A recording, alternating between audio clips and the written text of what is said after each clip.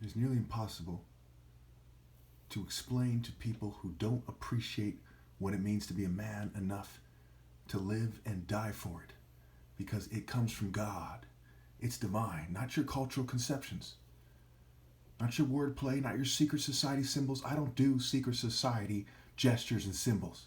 I just tell the truth. Okay. Can you imagine being in front of a great assembly of the greatest warriors that ever lived? Very serious guys. For the sake of argument, because it's hard to imagine any other race, with all due respect, having a single one of them because of what I've seen in my life. Imagine they're all African warriors beyond Shaka Zulu as depicted in the BBC series. And they're sitting there and they're saying, your cultures play stupid about the principles of God and being a man as your plan. You act like clowns, like hazing guys in the military. You slap each other in the ass with wet towels.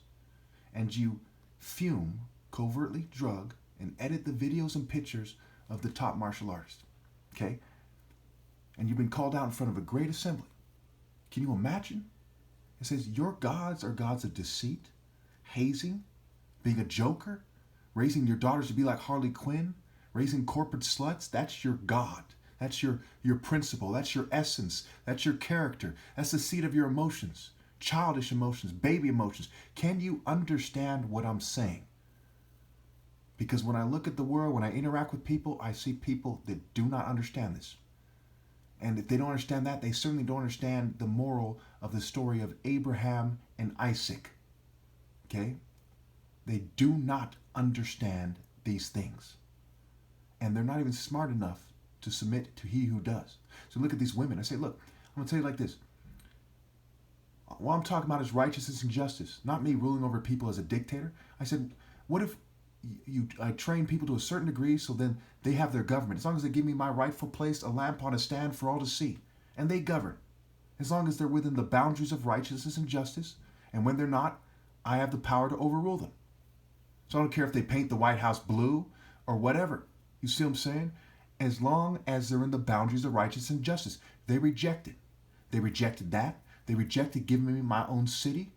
Okay? They rejected giving me a city where you send the most worthy people and I decide whether they stay there or not. They rejected every logical path to continue a gate to connect to God.